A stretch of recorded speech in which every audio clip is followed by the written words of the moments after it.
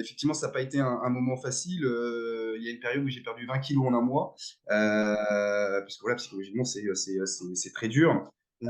Après, j'ai la chance aussi d'avoir enfin, d'être une personne qui est très combative. C'est-à-dire que Mmh. j'ai toujours aimé le combat dans tous les sens du terme.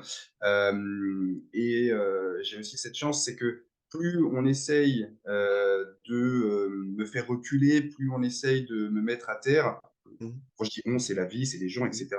Mmh. En fait, plus ça me rend énergique. C'est plus le défi est grand, plus j'ai envie d'aller bouffer, en fait, tout simplement, pour parler vulgairement. Mmh. Je ne supporte pas la défaite, je Mmh. supporte pas l'échec. Et donc, ça a rendu les choses beaucoup plus faciles pour moi parce que quand je voyais que les choses allaient moins bien et que bah, si je faisais rien, la société allait bah, finalement tomber. Alors qu'en plus, j'ai des super bons produits, on a un marché qui grandit de façon exponentielle. En plus, on a la chance de vendre des produits qui littéralement changent la vie des gens dans certains cas. Dans d'autres cas, simplement on apporte une aide. Dans d'autres cas, on change vraiment la vie d'une personne. Et donc, tout ça cumulé fait que pour moi, il était simplement hors de question d'abandonner et j'allais aller jusqu'au bout, quoi qu'il arrive, quoi qu'il m'en coûte.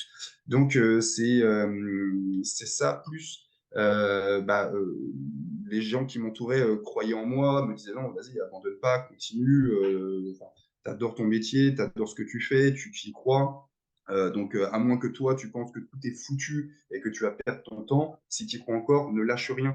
Et donc, bah, effectivement, entre le soutien des proches et plus bah, ma volonté, voilà, c'est aussi simple que ça, hein, ma volonté de ne jamais rien lâcher, voilà, de ne pas vouloir perdre, et bien du coup, voilà, on a pu continuer, se développer et on a vu très vite des résultats. Il y a ça aussi qui est encourageant, c'est-à-dire qu'on a vu le fruit de notre travail, c'est-à-dire on a vu nos ventes augmenter, on a vu le chemin de la rentabilité qui revenait, etc., etc. Donc, plus vous avez des petites bribes d'espoir, plus vous vous y accrochez, plus vous continuez encore et encore et encore. Et donc, du coup, voilà, vraiment, si j'ai un conseil à donner quand on est à ce stade de redressement judiciaire, c'est d'abord de se demander soi-même est-ce que j'ai envie de continuer, est-ce que je crois en mon projet. Voilà, ça déjà, c'est la première chose.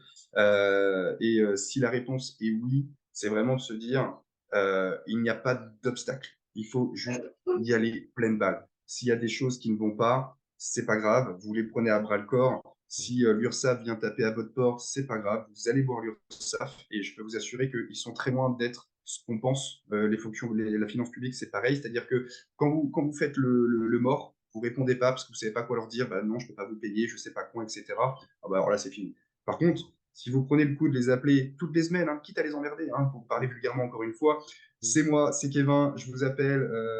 Oui, mon suivi la semaine dernière, bah oui, mais je vous appelle pour vous tenir un peu au courant. Voilà où on en est. On a 30% de commandes en plus qui rentrent par rapport au mois dernier. On sait qu'il y a tant d'argent qui va rentrer, donc je vais pouvoir prendre une petite partie pour solder une partie de mes dettes, etc.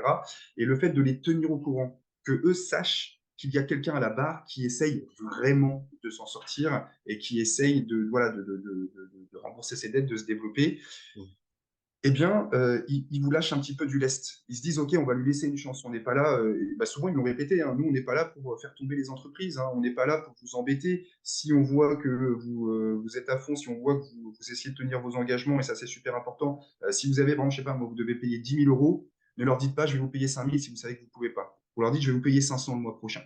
Parce qu'on peut se dire, ouais, 500 sur 10 000, ils vont nous dire non. Bah si, vous leur dites, moi, 500 euros, le mois prochain, je peux. Et donc, du coup, ils vont dire, OK. Et vous allez essayer comme ça. Et si vous pouvez balancer 700 la fois d'après, bah, vous balancez 700. Si c'est 200, vous balancez 200, pour autant que vous essayez de rembourser. Et donc, voilà, toujours communiquer avec les créanciers.